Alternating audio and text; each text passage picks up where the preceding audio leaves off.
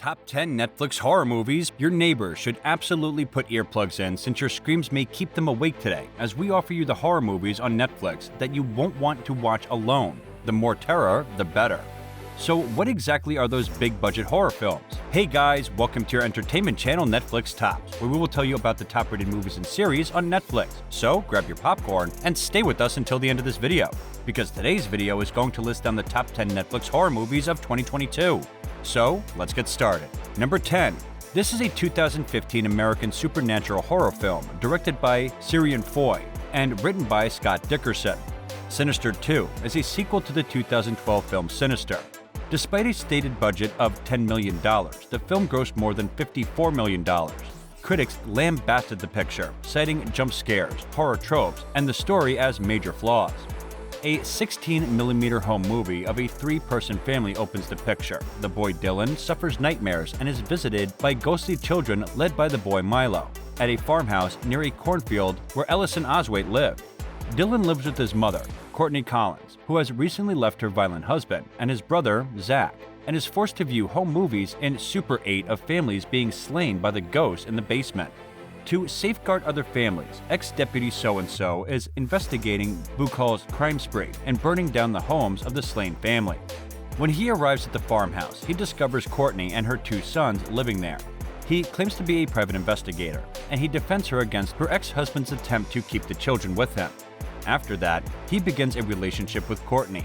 Meanwhile, Dylan informs the ghost that he will not be seeing any more movies, but Zach, the ghost's true choice, takes his place. When their father obtains a court order granting him custody of the children, Courtney is forced to accompany them. What will come of the Collins clan? Number 9. It is a 2014 American supernatural psychological horror film written and directed by David Robert Mitchell. The picture earned positive reviews from critics, who praised the film's inventiveness as well as Monroe's performance. The film It Follows made $23.3 million worldwide on a budget of $1.3 million. Jay is the protagonist of this story. Autumn should be all about school, boys, and weekend trips to the lake for Jay, who is a 19-year-old. Jay discovers she is the newest victim of a fatal course that is carried from victim to victim by sexual intercourse after she sleeps with her new boyfriend, Hugh, for the first time. Jay discovers that death will come to her as a friend or a stranger inevitably. Jay's pals don't believe her hysterical rants until they see the phantom assassins themselves and come together to assist her flee or defend herself. Number 8. It is a 2017 Canadian horror film directed by Robin Aubert and starring Marc-Andre Grodin that was released in French. Ravenous received favorable reviews for its societal issues when it was released. It won the Best Canadian Film Award at the Toronto International Film Festival, as well as a slew of other accolades, making it a worthwhile watch. A flesh-eating epidemic terrorizes a small, secluded community in upstate Quebec, breaking down residents' bodies and turning them on their loved ones, while survivors flee to the woods. When they learn what happened in other places, though, their journey becomes hopeless. Number 7. It is a 2014 American thriller film directed by Adam Wingard and written by Simone Barrett. Dan Stevens and Micah Monroe star in the picture. The critics overwhelmingly praise the film The Guest. It relates the narrative of David, a U.S. soldier who unexpectedly visits the Peterson family and introduces himself as a friend of their son, who died in war in Afghanistan. A sequence of killings occur after he has been residing in their home for a few days, and Anna feels David is connected to them. Number 6. It is a 2019 horror film directed by Travis Stevens and written by Stevens. On October 25, 2019, the film was released worldwide. Girl on the Third Floor received mostly positive reviews at the SXSW, BUFF, and London Fright Fest film festivals. Donald Koch, aka Don, King Don, and Tiger, relocates from Chicago to the suburbs because his wife Liz is expecting a child and they believe the area is suitable to raise a family. Liz buys an ancient property, and Don, who is unemployed, goes first to refurbish it with his dog Cooper. Eli Mueller, his next-door neighbor, soon informs him that the house was once a brothel. Then he meets Sarah Yates, a sultry neighbor, and they have sex in the house. When Sarah returns to see him, he tells her that the relationship was a mistake because he is married and that she should not return. Milo Stone, a buddy of Don's, comes over on the weekend to assist him with the makeover. Milo, Don, and Liz soon discover that the mansion is plagued by a dark past and mysterious phenomena begin to occur. Number 5. The Babysitter: Killer Queen, a sequel to The Babysitter, was released on September 10, 2020. Mick G. directed and Brian Duffield wrote this 2017 American teen black comedy horror film. Cole, who adores his babysitter B, is the protagonist of the novel. She's attractive, humorous, and well-liked.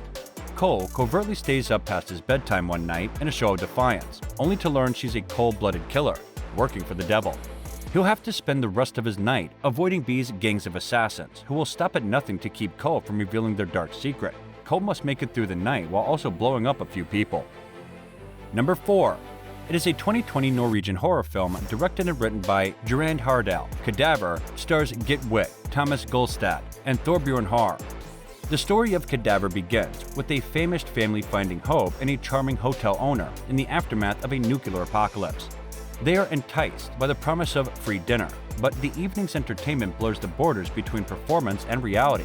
Will they enthrall the audience or become a spectacle? Number 3. This is the 7th movie in the Conjuring Universe franchise. It is a 2019 American supernatural horror film written and directed by Gary Duberman. Annabelle Comes Home made over $231 million worldwide and earned mixed reviews from critics, who thought it was less scary than its predecessors. Desperate to prevent Annabelle from causing more devastation, demonologists Ed and Lorraine Warren transport the possessed doll to their sealed relics room, where she is safely placed behind sacred glass and blessed by a priest. However, Annabelle awakens the evil spirits in the room, who all turn their attention to the Warrens' 10-year-old daughter, Judy, and her friends, setting their eyes on a new target. Number 2.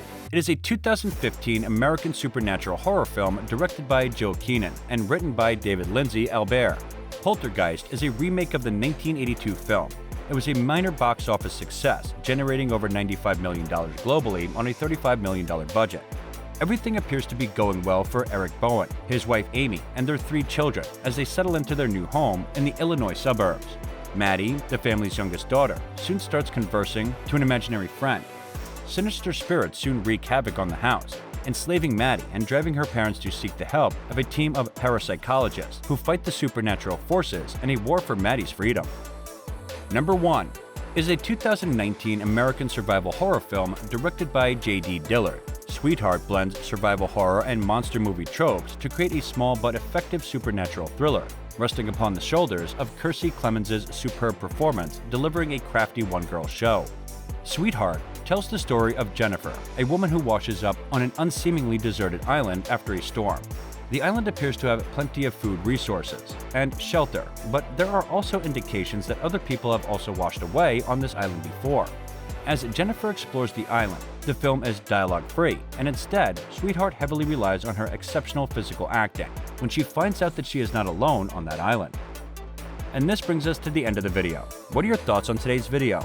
Share with us in the comments below. Don't forget to like the video and subscribe to the channel for amazing movie reviews coming your way. And thank you for watching.